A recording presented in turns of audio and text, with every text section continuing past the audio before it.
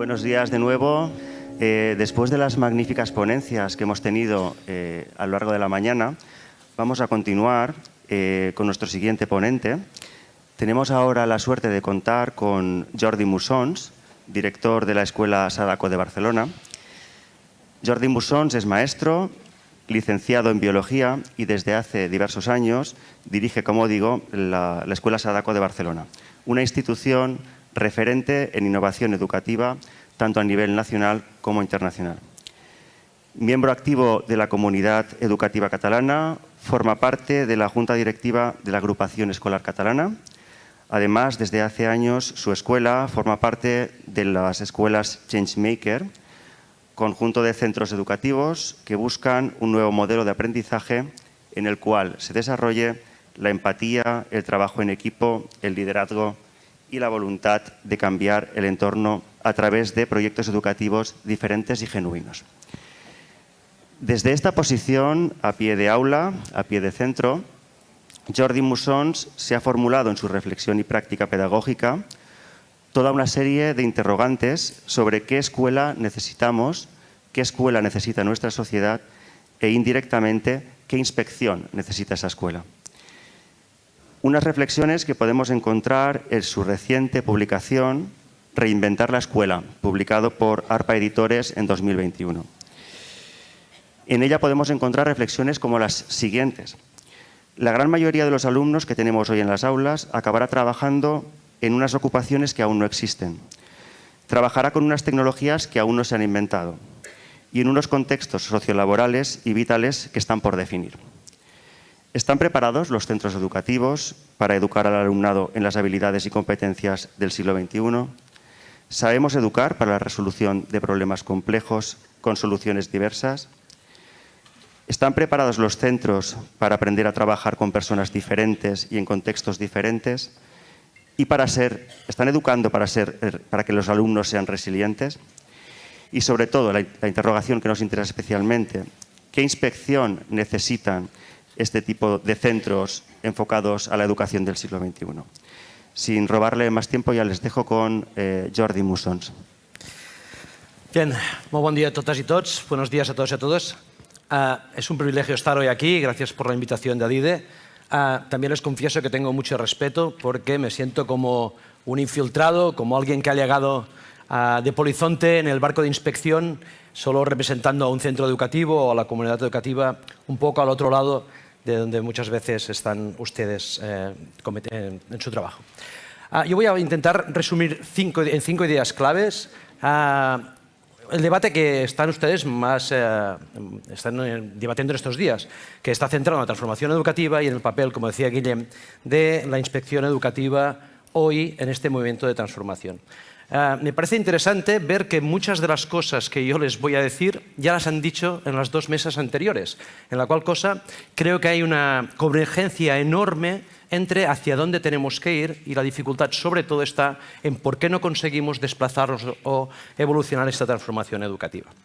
Como ustedes bien saben, vivimos de pleno en la sociedad del conocimiento, una sociedad en que cada vez más el conocimiento en sí mismo es un valor económico, en que cada vez más hablamos de la capacidad de continuar aprendiendo a lo largo de nuestras vidas, y esto lo decimos con toda normalidad, sin que se convierta en el eje principal de aprendizaje en nuestras escuelas. Y eso lo que va a provocar en los próximos decenas de años, seguramente, es que cada vez más colectivos estarán situados en el no aprender, en el no formar parte de este sector de la sociedad que es competente en el contexto actual donde nos iremos desplazando. Y ahí aparecen nuevos riesgos que después me gustará apuntar. Todos y todas nosotros hemos nacido con nuestra memoria interna, con nuestras capacidades cognitivas innatas, pero todos y todas hoy utilizamos de forma complementaria y con naturalidad una memoria externa que mayoritariamente llevamos en el bolsillo. A veces lo tenemos en tablets, ordenadores, pero forma parte de nuestra vida en cualquier contexto. Yo, para hacer esta presentación, he utilizado herramientas digitales de forma continua, incluso para llegar hoy hasta aquí, o para encontrar el hotel, o para comunicarme con Guillem. De todas maneras, en todos los ámbitos de nuestra vida utilizamos la memoria externa. De hecho, cuando ustedes viajan a un país donde no hay roaming o se dejan el móvil en casa, se quedan en el lugar de trabajo o vuelven a casa a buscar el móvil. Nuestra dependencia es prácticamente absoluta. Pero en todos los ámbitos de nuestra vida están estas herramientas de memoria externa, menos en la utilización de los exámenes. Los exámenes, todavía hoy, una de las herramientas más utilizadas de evaluación, no permiten el uso de las memorias externas. Es como un mundo asincrónico entre el mundo real y el mundo educativo. Como decía, cada vez más colectivos de muchos ámbitos no van a disponer de competencias para ser hábiles en la sociedad actual. Mis padres tienen los dos alrededor de 80 años. Por desgracia, no entraron en el mundo digital, nunca han tenido un ordenador, nunca han tenido internet, no han tenido nunca ningún móvil inteligente y tienen muchísimas dificultades para vivir en normalidad, de cuestiones muy básicas de comunicación con la familia o con los amigos, o para hacer trámites administrativos que hoy no se pueden hacer de otra manera. Y están quedando desplazados, desconectados del mundo real. Esto cada vez más sucederá en ámbitos de trabajo. Antes se comentaba cómo cada vez va a haber más automatización de muchos procesos. ¿Qué está pasando hoy en los grandes hipermercados, en Decathlon, en muchas tiendas en que las personas que atendían al cliente y le facturaban no existen?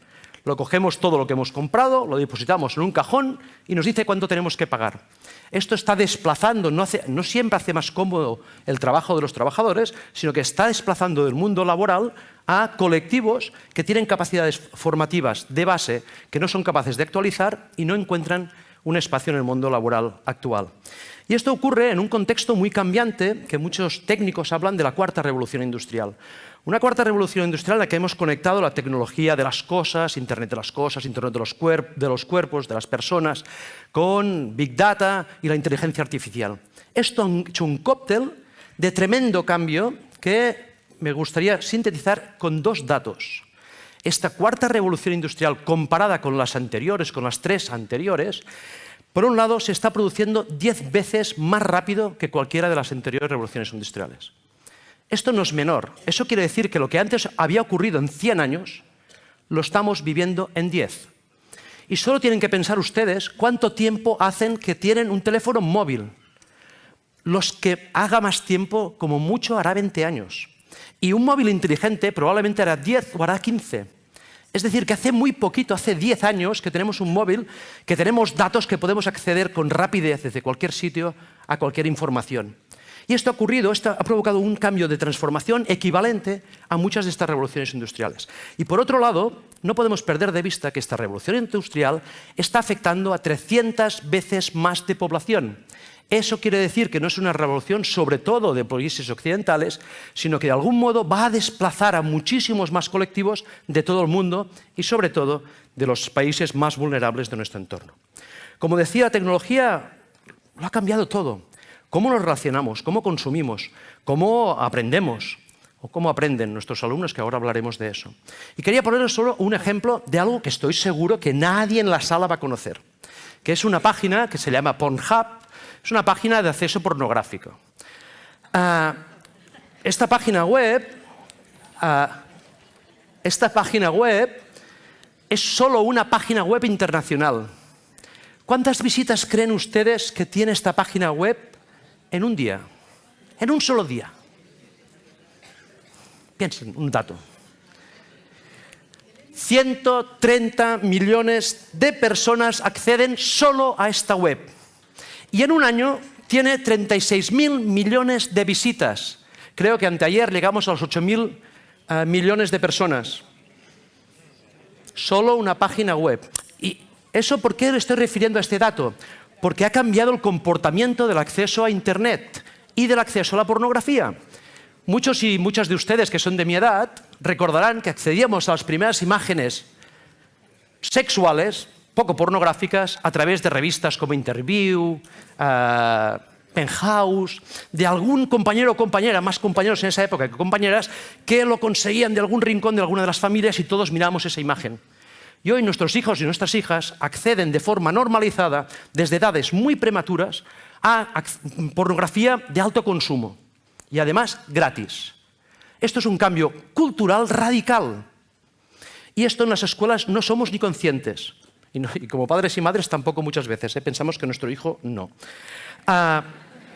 Por otro lado, y hoy se ha comentado en la primera mesa redonda, ¿cómo es posible que en todo este tiempo, con las cosas que han cambiado, ha cambiado tan poquito la educación?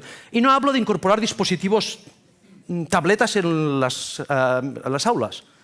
Hablo de cambios sustanciales, estructurales, de objetivos, de propósitos, de mentalidad, de organización. La escuela que yo iba cuando tenía 10 años es muy parecida a la actual. Ha cambiado muy pocas cosas. Pero coincidimos en las 3 mesas redondas. En todo este tiempo sí que ha habido algo que ha cambiado. Las leyes educativas. 8, desde que soy alumno. 9 en Cataluña porque hicimos la LEC. Vamos una por delante. Y curiosamente, los centros educativos que tienen proyectos más innovadores no lo han hecho en base a las leyes educativas, sino mayoritariamente durante mucho tiempo. Hoy se ha legalizado, pero hasta ahora estaban saltándose la ley. Esa es la verdad. Y mientras tanto, nuestros alumnos, nuestros hijas y nuestras hijas viven en un metaverso paralelo. Su memoria externa es omnipresente, menos en los centros educativos que no dejamos que lo consulten. Pero su vida solo depende de la tecnología. Y no tengo tiempo de hablar de eso porque creo que esto es un problema grave social, que deberíamos hacer un paso hacia atrás de una recapitulación social sobre cuándo deberían acceder nuestros hijos y nuestras hijas a la tecnología. Creo que esto es para reflexionar, pero hoy no tengo tiempo sobre eso. Pero lo importante es que para ellos y ellas todas sus formas de relación, de consumo, de aprendizaje se hacen en base a estas herramientas. Y quería aquí parar un momento, porque ¿cómo es posible que en un mundo donde tenemos más acceso a la información de toda la historia, no hayamos conseguido que esta información sea garantía de orden, anticipación, prevención? Debería ser sinónimo. Disponer de esta información nos permite anticipar muchos de los procesos que se van a dar y, curiosamente, en nuestra sociedad está pasando todo lo contrario. La infoxicación, esta acumulación masiva de información, lo que está provocando es que haya polarización en muchos ámbitos de nuestra sociedad, desorden, banalización de la información. Damos muchísimo más valor, en general a la sociedad, a lo que nos dicen nuestros amigos y nuestras amigas en el grupo de WhatsApp que el acceso a medios de comunicación formales. Y no digo que sean neutros, pero yo cuando consulto El Mundo, La Vanguardia o El Periódico, sé que estoy consumiendo. Y me dirán, no, esto no es del todo verdad. Vamos a poner algunos ejemplos. Estamos en un mundo absolutamente tecnificado. Tanta tecnología disponemos que somos capaces de crear un satélite que lo programamos para que impacte en un lugar concreto de un asteroide y modificar su órbita para que no se impacte en la Tierra. Esto es ciencia ficción. ¿Cuántas películas hemos visto de esto? Y curiosamente, en un mundo donde somos capaces de hacer esto, hay terraplanistas. Gente que defiende, nada más y nada, es que no es broma, que la Tierra es plana. Hemos vuelto a antes de Cristo. Y ustedes me dirán, no, bueno, estos son unos cuantos, muy así, un poco alocados. Ya. Les presentaré a alguien ahora, bueno, que seguramente está un poco alocado, pero que moviliza a muchas personas de este planeta. Trump y Bolsonaro defienden que el cambio climático no existe. Y, bueno, que lo digan no es un problema, pero que haya millones de personas que se lo creen en todo el planeta porque le secundan, eso es muy peligroso, muy peligroso. Y ahí es donde la formación en el pensamiento crítico en nuestras aulas es indispensable. Si no, vamos a ser una sociedad absolutamente vulnerable que va a estar a la merced de los medios de comunicación, porque quien controle los medios va a conseguir controlar no la información, sino la opinión de los ciudadanos. O lo mismo ocurre con las redes sociales. ¿Por qué se ha comprado Twitter? ¿Por dinero o por control mediático de nuestras opiniones? En educación ha ocurrido exactamente lo mismo. Estamos inmersos todavía, es sorprendente que estemos inmersos todavía, y aunque ustedes no se lo crean, porque ustedes, lo siento, no son representativos del sistema educativo, como tampoco lo soy yo. Mayoritariamente en el sistema educativo hay una polarización visible o invisible muy fuerte entre tradición e innovación. Hay muchos centros educativos y muchísimos docentes, y solo algunos inspectores e inspectoras, que todavía están encallados en el nivel académico, en los exámenes, en la evaluación, los contenidos, la memorización. Y eso existe y es muy real. Y por otro lado, hay una parte de este colectivo, en el que me siento muy bien incorporado, que apostamos por la innovación. Pero es que parece que sea nueva la innovación educativa. Escuela Nueva aparece a finales del siglo XIX y principios del siglo XX con los pedagogos más importantes que siempre citamos. Pero que este movimiento con todo un movimiento nacional de la Segunda Guerra Mundial, la Guerra Civil aquí, desapareció. Y estamos recuperando muchas prácticas, muchas metodologías activas de escuela nueva. O el informe de Lors, que es de los años 90, ya hablaba del aprender a conocer, a hacer, a vivir juntos y a ser. Pero ¿en qué ha calado de todo esto? ¿Esto no puede volver a suceder? Sin ninguna duda, tenemos que hacer un paso significativo para avanzar. Y cuando yo hablo de reinventar la escuela, me refiero a que ya no es suficiente maquillar, hacer pequeños retoques del sistema educativo. Es que hay que hacer algo diferente. Si no, no vamos a salir de esta retórica encallada en pequeños matices de lo que ya teníamos. Y no podemos estar encallados en el currículum como secuencia de contenidos o como los contenidos descritos en un libro de texto. Y los que antes habéis estado en la tabla redonda, hablabais como esto, estamos evolucionando mucho. No es cierto. Estamos evolucionando mucho algunos centros. Muchos docentes todavía el principal fondo de currículum es el libro de texto y la memorización de los contenidos. Y tenemos que avanzar hacia una escuela basada en las competencias para la vida y las competencias socioemocionales. Pero esto nos lo debemos creer. Es fácil de decir, pero es muy difícil de traducir en la escuela. Eso quiere decir que el objetivo principal de nuestras escuelas debe ser desarrollar la capacidad de empatía, de trabajar en equipo, de empoderamiento, de liderazgo, de tomar decisiones. Este debe ser el eje principal, no otras cosas. Otras cosas, como lo hablaré, para mí son un instrumento. Se hablaba hace muy poco de que los aprendizajes deben ser competenciales. ¿Pero cuánto hace que tenían que ser competenciales? Hace mucho. ¿Cómo puede ser que todavía en muchas escuelas hoy el aprendizaje esencial que se hace cada hora de clase no sea transferible a contextos reales, no sea funcional, no lo podamos utilizar en nuestra vida cotidiana? Y lo más importante, no lo trabajemos de determinada manera para que esos aprendizajes sean perdurables en el tiempo. No me he atrevido, porque ustedes son inspectores e inspectoras, pero quería hacerles un examen para ver qué recuerdan de la escuela. Lo he hecho con muchos docentes. Y es un gran fracaso. Los técnicos en educación no aprobamos los exámenes de tercero y cuarto de secundaria. Esa es la realidad. ¿Cómo hemos gastado tantas energías en aprender algo que no sé si servía mucho? Quizás sí, pero que hemos olvidado. Algo habrá que cambiar para que como mínimo lo podamos retener si es que era importante. Y no perdamos de vista que o lo hace la escuela o quien va a dar las competencias para la vida van a ser ellos y ellas. ¿Les conocen? Llanos, Auronplay, Cristinini. Nos están quitando el lugar de trabajo.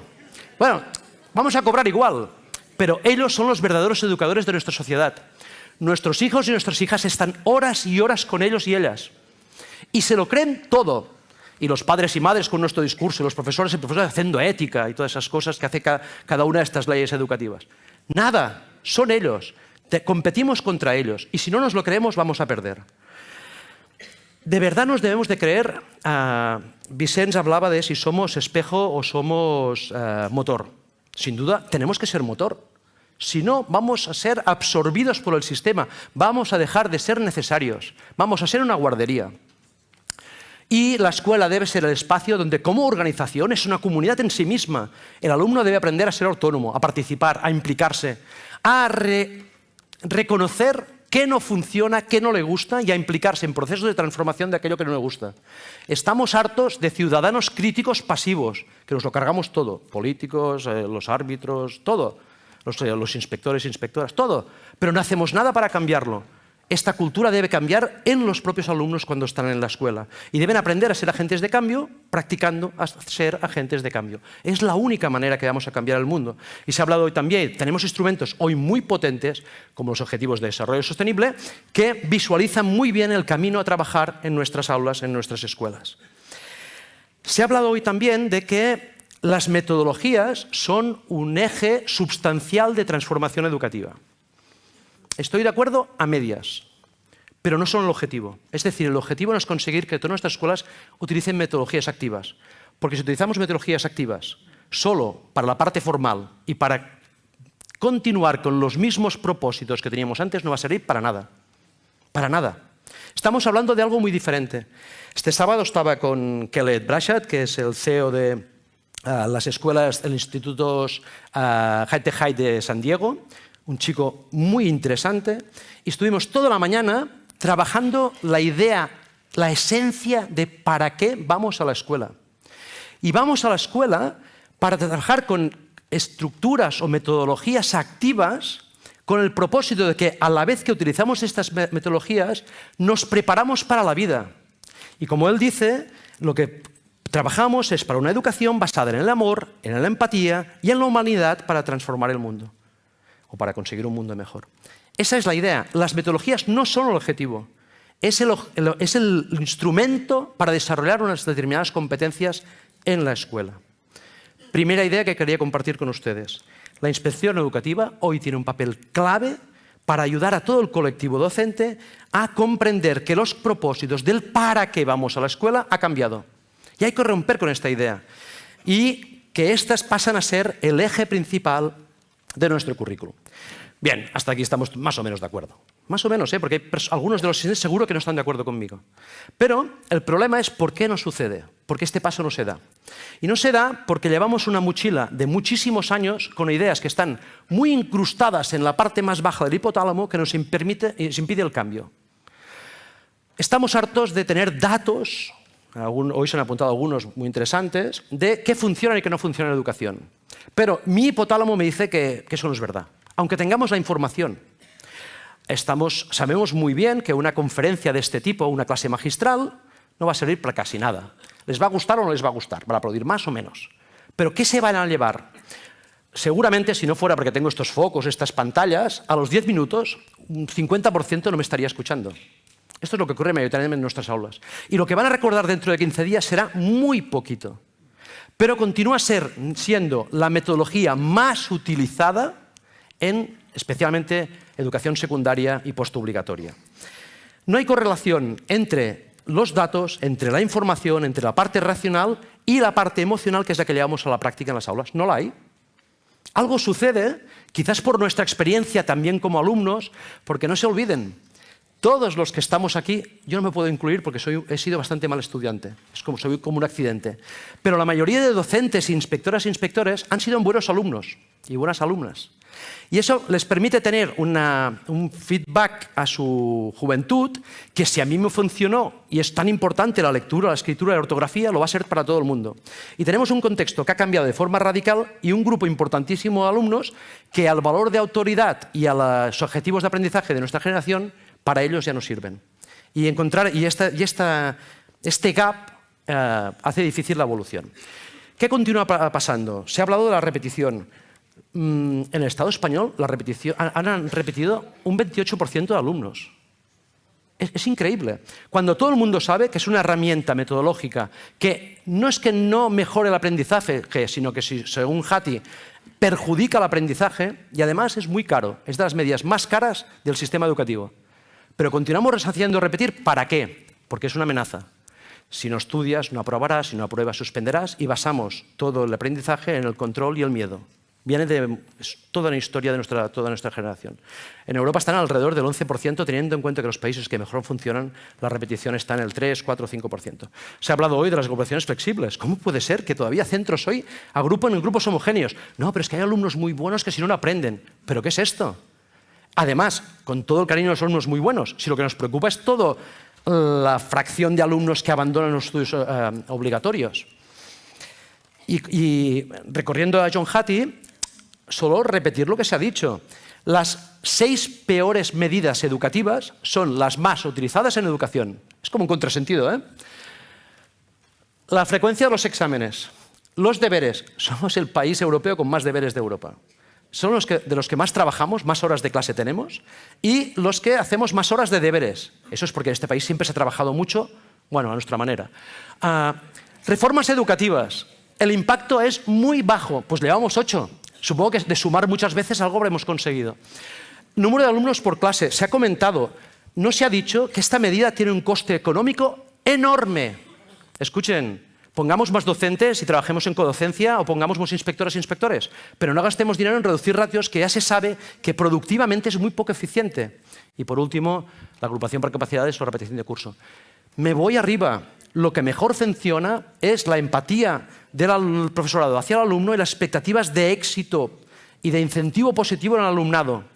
Y eso no solo ocurre con los docentes y los alumnos. También creo que debería ocurrir entre la relación entre inspección y los centros educativos. Cuanto más feedback acompañamiento emocional y sincronía en construir un proyecto educativo, mejor, más eficiente va a ser el aprendizaje de los centros educativos, de las organizaciones. Y el problema es que finalmente el argumento más recurrente del sistema educativo es siempre se ha hecho así. Y ustedes lo saben. Y esto nos avala porque como siempre se ha hecho así, funcionaba. No, es que no funcionaba. Y los datos lo siguen repitiendo una y otra vez. La realidad es que, como de misma manera que hemos visto antes, lo que ocurre en la sociedad ocurre en docencia. Hay docentes planistas y solo fuera de aquí hay inspectoras y inspectoras negacionistas. No, seguro. Estoy convencido de ello. Estoy convencido. Estoy muy convencido de lo que digo porque para asistir a estos congresos hay que tener una cierta actitud que no siempre es tan internacional. Y aquí es donde la segunda idea que quería compartir con ustedes es que tienen un papel muy importante en el soporte, en el acompañamiento formal e informal de los centros educativos y deben ayudar repitiendo datos que avalen los cambios educativos que estamos promoviendo para romper con estas inercias en las que estamos encalladas. Creo que es importante que tengan datos reales y que de una y otra vez repitan el mantra contrario al que se repite en los centros educativos para cambiar la mentalidad. Tercera idea, esta me he arriesgado un poquito. La ley educativa, los inspectores e inspectoras creo que deberían estar por encima de la ley. No les voy a pedir nada ilegal. Pero lo que sí es cierto, y entiendo que su papel es muy complicado porque crearon la inspección con esta idea, pero finalmente el problema es que estamos siempre relacionados con la ley educativa, pero que la transformación educativa es un mundo paralelo a las leyes educativas. Entonces, vamos a hacer lo que normativamente se tenga que hacer, no nos vamos a complicar la vida, pero vamos a ir un poco más allá. Porque las leyes educativas se ha repetido hoy de forma ingente. Es un péndulo entre partidos políticos que cada vez intentan definir una materia mayoritariamente de ciudadanía con una carga ideológica muy fuerte, pensándose que así los ciudadanos vamos a votar esos partidos. O para crear una tendencia ideológica, que me parece, no sé si me parece bien o mal. Pero es lo que sucede una y otra vez, y así vamos de ley en ley en ley, desde los partidos más supuestamente progresistas o supuestamente más conservadores. ¿Qué ha pasado? Pues esto ha pasado. Se ha roto la conexión entre administración y centros educativos. Y se lo aseguro, estamos fuera. La administración todavía se piensa, se lo cree, que administra y que los administrados cumplen lo que se ha acordado. Y hace mucho tiempo que eso no ocurre. Y me cuesta decirlo en este contexto, pero es la realidad. Hacemos ver que se ha acordado. En este sábado se habló de la palabra, la cultura del incumplimiento. Incumplimiento. Se ríen, se les debe sonar. Pero es así. Vamos a hacer, no tengamos problemas. Inspección no debe tener problemas, le digo lo que quiero oír, pero yo hago otra cosa. Esto no puede ser, no podemos continuar así. No podemos continuar así. Y les voy a poner algún ejemplo de esta desconexión. Este es mi claustro el último día así festivo, de final de julio, en el momento que habíamos terminado ya las programaciones del curso siguiente en base al LOMLOE. Bueno, teníamos un borrador, no teníamos un decreto, pero bueno. Pregunté a mi claustro cuántas personas de todas vosotras y vosotros habéis leído el nuevo borrador del decreto del LOMLOE. Uno, Jordi. Y no soy yo, otro Jordi. Pero se piensa, no, es que su escuela es muy liberal. No. Estuve 3 días antes en Mallorca con 600 docentes de 17 escuelas diferentes haciendo una conferencia y pregunté lo mismo. Hice un matiz, dije, jefes de estudios, no me respondáis, porque esto sí que se lo habían leído. Habían mirado el apartado de asignaturas y horas porque tenían que hacer horarios en el mes de julio. Es lo único que les preocupaba. Pero, ¿cuántas? 600, no es menor, ¿Cuántas se habían leído el borrador de la LOMLOE? 8. Esta es la desconexión. La LOMLOE a los docentes no saben ni les importa. ¿Y qué creen que les preocupa? ¿La parte formal o la filosófica? La formal. Es decir, ¿qué pretende esta ley educativa? Bueno, es que tampoco el liderazgo educativo en la administración pública no es tan visible. No es tan fácil saber qué pretende esta ley educativa. Sobre todo nos centramos en la parte formal. Hoy en Internet, incluso en webs de las distintas administraciones, hay muchas fórmulas para programar, hacer las nuevas programaciones. y volver a situar las situaciones de aprendizaje, los perfiles de salida, etc. ¿Y lo hacemos para quién? Para los equipos directivos que las piden o para inspección. Pero en las aulas, ¿qué ha cambiado? Lo han dicho de un lado y de otro. Nada. Vamos a hacer la misma evaluación, las mismas estructuras de clase, le vamos a llamar ámbitos a dos cosas que hacemos más o menos parecidas para que no haya problemas o ponemos en horario, pero vamos a hacer lo mismo. No ha cambiado la parte ideológica, que era la parte importante. Hay un refrán muy español que dice que la mona, aunque se vista de seda, mona se queda. Y muchas veces lo que hacemos es cambiar los nombres. Ahora hablamos todos muy bien de saberes, competencias clave, pero si mucha gente no sabía las 8 competencias básicas. No ha tenido tiempo de aprendérsele. Es cierto, muchos docentes están pensando, mira, si esta ley la han puesto ahora, le queda 4 años, esperamos un poquito, ya esperamos a la siguiente. Esto lo está haciendo mucha gente, de forma consciente o inconsciente. Avelino Sarasúa, un compañero suyo de la Inspección de Madrid, ya jubilado, le escuchaba hace unos días, y él hablaba de la LOCSE. ¿Se acuerdan los recursos y el tiempo y los esfuerzos que dedicamos para la programación? De objetivos, contenidos, niveles de concreción, el primero, el segundo, el tercero. Horrible. Y volvimos a cometer el mismo error, que fue centrar el objetivo en el instrumento. La programación no es el objetivo, es el instrumento. Pero lo que preocupa mayoritariamente a los docentes es cómo voy a cumplir con la parte formal, que era solo un trámite para cambiar de mentalidad. Y eso no ha pasado. Y lo peor es que va a volver a ocurrir lo mismo con esta ley educativa si no hacemos algo. Y aquí es donde ustedes tienen un papel muy importante. Me consta que diferentes comunidades educativas están con un jaleo con el decreto de evaluación. Vuelve a ser el mismo problema. ¿Qué esperan los docentes? ¿Qué cajetín voy a tener que rellenar? Antes eran dimensiones, ahora serán competencias clave. Vale, pues ya me lo monto para que salga. Pero mi evaluación en el aula va a ser calificadora como la de antes, con las mismas asignaturas y mismos contenidos. Pero en lugar de dimensiones, ahora... Perfecto. No ha cambiado nada. Aquí lo importante a la LOMLOE es cambiar a una evaluación formativa. Feedback útil para que yo aprenda. No para tener mucho... Hay docentes como vuestra autonomía, que tiene todos los datos en una hoja de cálculo y dice que tiene un 5,23. ¿Y a mí qué me importa? Si no te has acercado al alumno y le has tratado con cariño para que aprenda y que veas dónde están sus déficits y le puedas acompañar. Es un cambio radical de mentalidad y es sobre eso lo que tenemos que trabajar. Ya ustedes son claves. Ustedes pueden ser o inhibidores, porque saben que pueden ser también inhibidores de este proceso de cambio, o catalizadores. Y depende de su actitud. Bien, no exactamente, porque aquí se pueden dar dos situaciones. Que el rol de inspección no haya cambiado, que tengamos muchos inspectoras e inspectoras que todavía son de antes, o que haya cambiado, pero la percepción o las expectativas que tienen los docentes les vean a ustedes como los antiguos inspectores o inspectores. Entonces yo aquí he hecho un estudio, soy científico, soy biólogo, he hecho un estudio de pena, ya se lo digo ahora, ¿vale? Pero bueno, he pedido a 5, ahora pediré que me prepares un vídeo. He pedido a, no sé, a 10, 12 equipos directivos y directivas que me sintetizaran con una imagen cómo les ven a ustedes. No se lo tomen a mal. Lo he hecho con mucho cariño. ¿Vale? ¿Me puedes pasar el vídeo, por favor?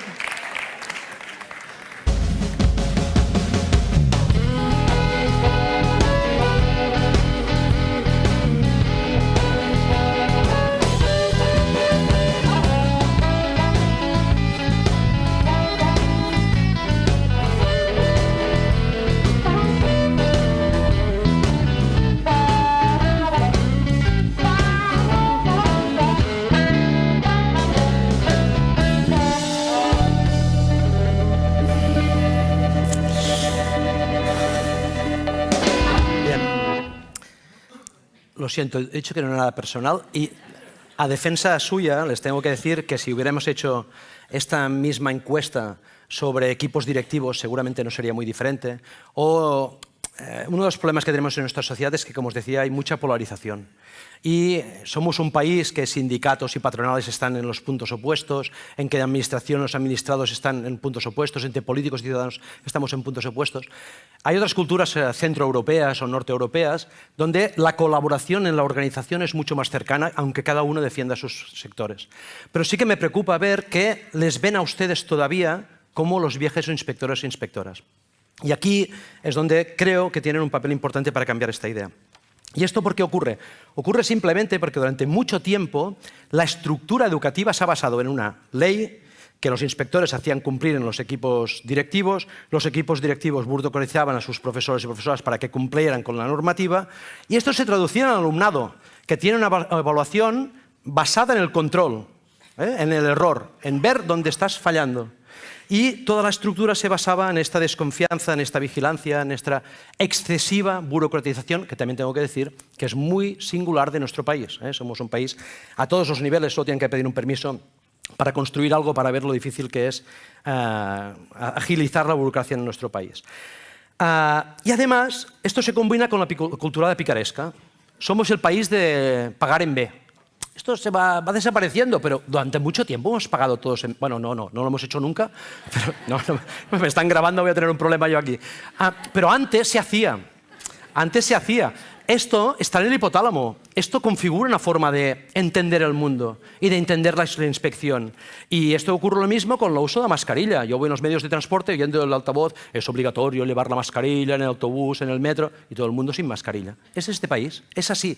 Y esto ocurre lo mismo con las leyes educativas o con los claustros, que se acuerda algo, llegamos a un acuerdo, un consenso, cada uno se va a su aula y cada uno hace lo que le da la gana. Hay que cambiar la cultura de nuestro país. La parte más difícil de esta transformación educativa es cambiar la cultura con la que concebimos o cómo ejercemos la docencia. Y tenemos que pasar a que la ley se convierta en una visión, en un objetivo, en una declaración de intenciones, en la cual los inspectoras e inspectores son los primeros que deben ayudarnos a liderar, ayudarnos a comprender hacia dónde va la educación. Y los equipos directivos a inspirar a nuestros docentes en esa misma visión. Y hacer lo mismo con nuestro alumnado, en hacerles creer lo importante de lo que estamos haciendo para su futuro y para ellos y para ellas. Es decir, volver a basar la estructura del sistema educativo en la confianza y no en la desconfianza. Y ahí es donde apuntaré un momento en la autonomía. Cuarta idea. La inspección creo que debe hacer visible este cambio de rol. Yo no soy quien para decirles lo que tienen que hacer, pero mi recomendación sería que les cambiaran el nombre. Y no digo esto de cambiar el nombre porque cambiamos el nombre y no cambia nada. No.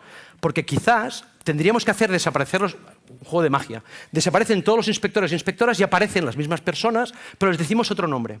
Porque si no, vamos a continuar entendiendo la inspección como el control.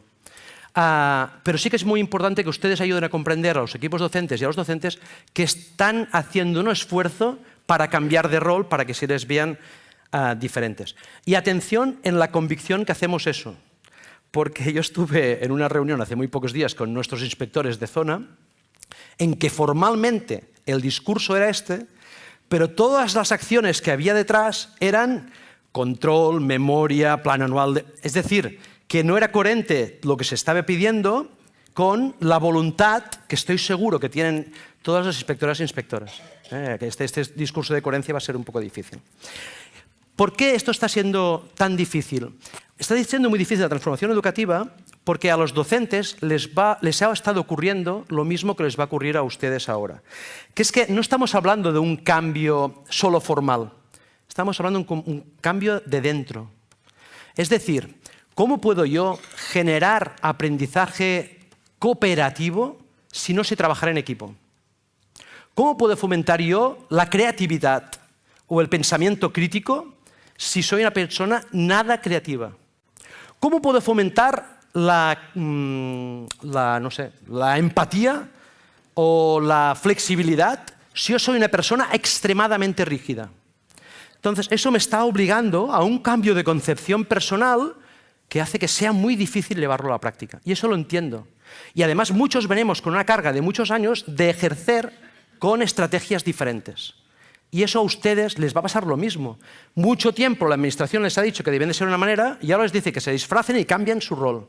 Esto es muy difícil porque es algo que si no es desde dentro, desde la convicción, no va a ser creíble, no va a funcionar. ¿Cómo los inspectoras e inspectores van a creer en la autonomía de los centros si siempre ha dado miedo perder a los centros educativos en el libre albedrío, en el error, en el hacer lo que les dé la gana? Y es cierto, en un proceso de autonomía hay un momento de riesgo que puede pasar en algunos centros que les perdamos. Pero la única forma de conseguir empoderar a los centros educativos, a las organizaciones, en sus propias decisiones, es dejando que se equivoquen y lideren desde dentro sus propios procesos de cambio con su acompañamiento. Si no, lo vamos a hacer desde fuera y no vamos a delegarles nunca esa responsabilidad. No voy a entretenerme hoy, pero es muy importante introducir dinámicas como la espiral de indagación, donde los centros educativos aprendan a reconocer cuáles son sus fortalezas, debilidades, cómo pueden mejorar, evaluar su propia mejora, aunque tengamos indicadores externos de macrosistema, pero que esta autonomía de autoidentificación de mi proceso de cambio se integre en los centros educativos. Permítanme que les haga un paralelismo con el alumnado.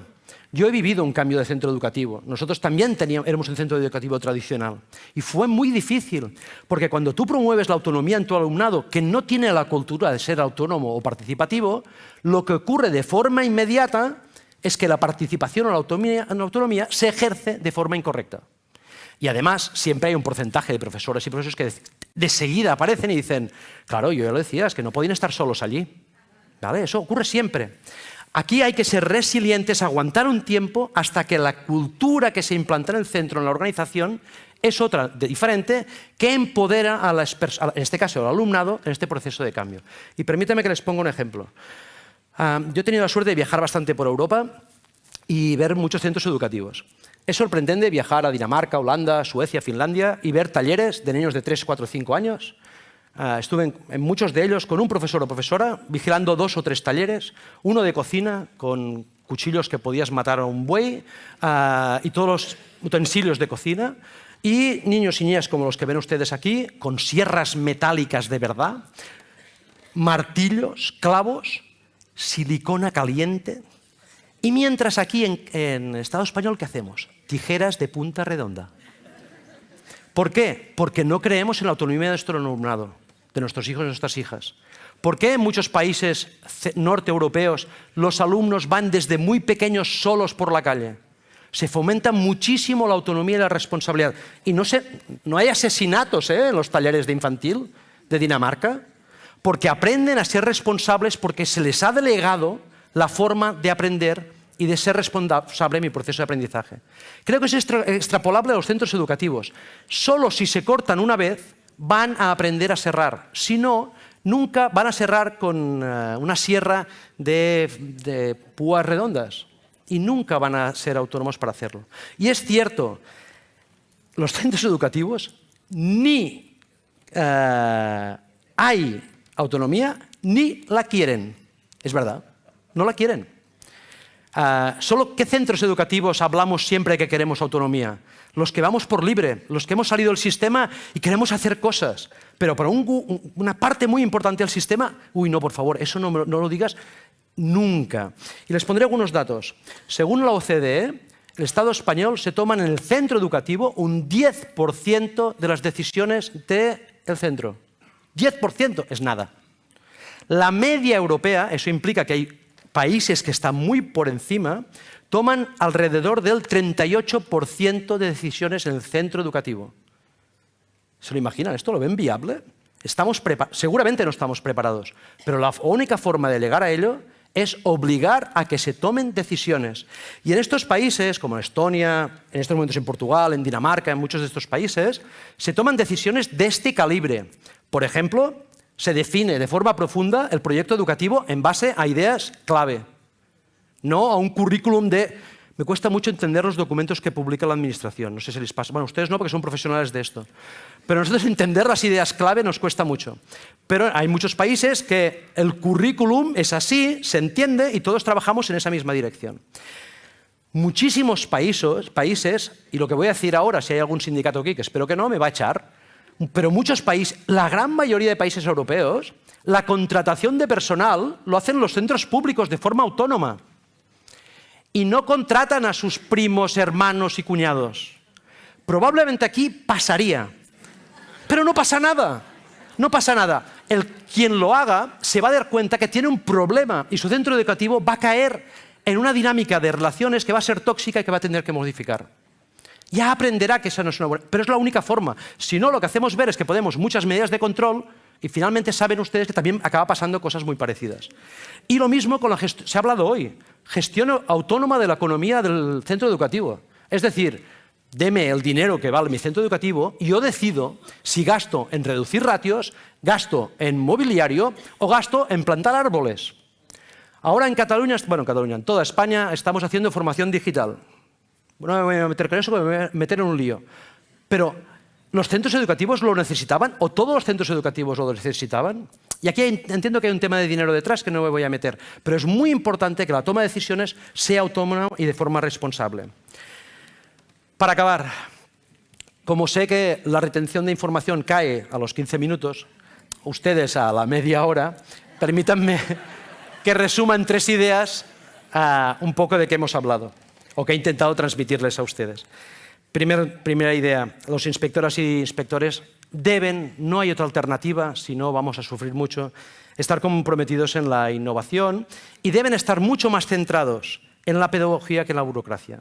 Tenemos que hacer todo lo posible para que la burocracia no entorpezca la innovación. En segundo lugar, creo que las inspectoras y inspectores deberían ser los catalizadores de verdad de la transformación educativa, porque ustedes tienen una cosa que no tenemos la mayoría, que es la suerte de visitar muchos centros educativos y ver qué funciona y qué no funciona en centros educativos muy próximos. Y ustedes pueden convertirse en un conector de centros educativos que mejoran la innovación. Y me consta que muchos de ustedes están organizando incluso instituciones en esa misma dirección. Creo que ese debería ser el rol fundamental de la educación. Y, sin duda, sin su compromiso, sin el compromiso de todos los docentes en esta transformación, en este cambio de rumbo de nuestra educación, no conseguiremos que mejore nuestra educación. Y necesitamos este compromiso para el futuro de nuestra educación, de nuestros alumnos y de nuestros hijos y hijas. Si no, les estamos engañando. Y esa es la realidad. Solo quería acabar pidiéndoles disculpas para verme, porque un outsider hoy llegue aquí y les diga qué tienen que hacer ustedes. No, solo quería compartir la perspectiva desde las direcciones, desde los cuerpos docentes y nada más. Desearles mucha suerte y muchas gracias.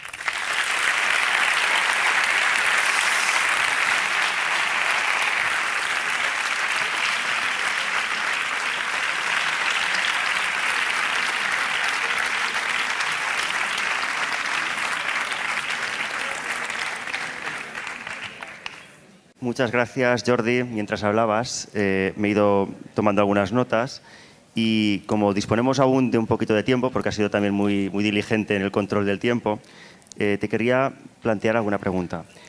Has hablado de la poca correlación entre las leyes educativas y la transformación del sistema educativo. ¿Cómo te imaginas el futuro del sistema educativo en 10 o 15 años? ¿Hay algún vidente en la sala? Es difícil, ¿no? Es difícil. No tengo conocimiento de lo que está pasando en todo el Estado. Sí que les puedo decir lo que está pasando en Cataluña. En Cataluña, los últimos 5 años antes de la pandemia, vivimos un momento extraordinario de transformación educativa. Entramos en una crisis positiva colectiva de pasar a interpretar la innovación como algo positivo. Y eso fue un incentivo, fue motor de ilusión, fue motor de cambio. Llegó la pandemia y algo ha cambiado en los centros educativos, que hemos vuelto al pesimismo. Las dinámicas educativas o de los docentes son muy cíclicas. Esto no sé por qué se ha dado. Creo que el hecho de pasar 2 años de pandemia, que pasamos un periodo en casa y hemos pasado 2 años muy duros, ya no nos acordamos, pero han sido emocionalmente duros, físicamente, organizativamente duros, y se ha juntado en Cataluña con un error grave estratégico, que se ha cambiado el calendario escolar este mismo año. Eso quiere decir que en 2 días hemos empezado el curso. Esto ha creado mucha contrariedad. Digo error estratégico porque esto se podría haber hecho dentro de 1 año. Y por otro lado, ha llegado la LOMLOE. Y la LOMLOE ha sido como un mazazo. Después de tanto esfuerzo, llega la LOMLOE, nadie sabe qué significa eso. Pero es otra vez cambiar cosas y es cierto que además en Cataluña se están haciendo 30 horas y 40 horas de formación digital de los centros educativos, de manera que no ha quedado oxígeno. No hay otro espacio para crear, diseñar, crear visión. Y estamos entrando en una fase peligrosa, que puede romper con todo lo que ha pasado en todo este tiempo. Hasta ahora, organizar un evento de innovación era llenar cualquier teatro. Ahora está pasando en Cataluña que en muchos eventos no hay personas. También el tema virtual, presencial, se han cambiado dinámicas. Entonces, ¿qué va a pasar? No lo sé. A mí, lógicamente, lo que me gustaría que pasara es que mis hijos tengan una educación que les haga hábiles en el contexto en el que van a vivir. Y creo que eso es muy fino y podría ser que, antes se hablaba del año 90, creo, que dentro de 40 años los que puedan estar aquí, que seréis pocos, la mayoría estaremos jubilados, estemos discutiendo el mismo discurso. Pero también creo que estamos en un momento muy fino que quizás podríamos conseguir algo. Y que muchos centros educativos del país han hecho cambios extraordinarios que están en una esfera educativa al margen de todas normativas, pero que hoy están muy bien ajustados con lo que pretende la LOMLOE. Y como antes explicaba el País Vasco, explicaba Martín, es importante, además de identificarlos, de conectarlos con otros centros educativos. De las cosas mejores que he visto en los últimos años es que se han creado muchas redes de colaboración entre centros que están en estadios de innovación diferente. Esta estrategia podría permitir salir del sistema. Y ahí ustedes van a tener un papel muy importante en lo que pidan al sistema. Ahora LOMLOE tiene un reto muy determinante, que va a ser qué pasa con las pruebas antes de la selectividad. Esto va a marcar a todo el sistema. De la habilidad que tengamos en crear ahí una prueba que sea evaluadora de competencias para la vida o no, va a cambiar muchas cosas. Y los decretos de evaluación también son muy importantes. Antes se ha hablado de medir el sistema. Yo estoy muy de acuerdo. Creo que debemos evaluar competencias cognitivas, sin ninguna duda, pero que hasta que el sistema no sepa medir capacidad de empatía, de implicación, de transformación, de liderazgo, que sea capaz de evaluar las organizaciones, los centros educativos. ¿Hay liderazgo distribuido, como se pedía antes? ¿Hay participación del profesorado en la toma de decisiones? ¿Hay liderazgo pedagógico en la propia institución? Hay que diseñar estrategias de evaluación que condicionan a los centros en una dirección determinada. Y hoy ustedes pueden hacer mucho miedo. Deben hacer creer, bueno, espero que desde la convicción, de que estos nuevos objetivos son los prioritarios. Si no, no sé qué va a pasar. Muchas gracias, Jordi. Nos quedan aún unos 4 o 5 minutos. Perfecto. Y me ha parecido muy curiosa tu reflexión sobre la autonomía pedagógica de los centros y de que al mismo tiempo se pide y se rehúye. ¿Podrías profundizar un poquito más en este aspecto? Yo les puedo explicar cómo funciona en nuestro centro la autonomía, para que intentamos extrapolarlo. La gran obsesión que hemos tenido los 20 últimos años es que cualquier docente de nuestro centro trabaje de la misma manera en los 3 años que en el 4º curso de secundaria. Metodológicamente, incluso las rutinas de aula, cómo pedimos silencio al alumnado, cómo nos organizamos, todo es común en todos los cursos de la escuela. Y ustedes me dirán, esto de autonomía no tiene nada. Y es cierto. Pero a la vez, lo que damos es mucha autonomía a todos los equipos para que hagan propuestas de mejora. Guillem y yo somos tutores de 4º de primaria y pensamos que podemos hacer determinada propuesta de enseñanza-aprendizaje de nuestra aula de forma diferente. Perfecto. Se propone y lo guardamos en un lugar que se llama Incuba, de incubadora. Y nosotros lo llevamos a la práctica, lo evaluamos y al final lo proponemos a todo el equipo docente que está implicado en ese mismo cambio y juntos decidimos una de las 2 siguientes cosas. O que el cambio es mejor y lo vamos a adoptar todas y todos, incluso las personas que no comparten ese cambio, y a su vez podemos decidir que el cambio no es una mejora o que no estamos preparados para hacerlo en ese momento y que no lo vamos a hacer. Y eso implicará que Guillem y Jordi deben dejar de hacerlo. Esta combinación de dar autonomía, pero que el centro educativo debe ser sincrónico en lo que ofrece, en su visión, en los propósitos que ha definido el centro educativo, me parece indispensable y creo que es extrapolable al sistema. Creo que necesitamos dar autonomía, pero a la vez debemos definir bien cuáles son los propósitos de ir a la escuela. A mí hoy no me ha quedado claro. No sé si son las metodologías, los contenidos o las competencias socioemocionales o las competencias para la vida. Definir esto es determinante, porque todo nuestro profesorado, cuando diseñe una propuesta de enseñanza-aprendizaje, lo debe definir. Si es la célula eucariota o procariota, o es aprender a trabajar en equipo, o es desarrollar la empatía, o es la resiliencia. Esta definición es clave. Y creo que el sistema debe a la vez dar autonomía, pero liderar una visión muy clara de hacia dónde tendimos. Pues muchísimas gracias, Jordi. Creo que nos vamos todos con una dosis de reflexión importante e interesante. Y como en el resto de ponentes, pues le hacemos entrega también desde la asociación del famoso Socarrat. Muchísimas gracias. Mucha suerte. Muchas gracias.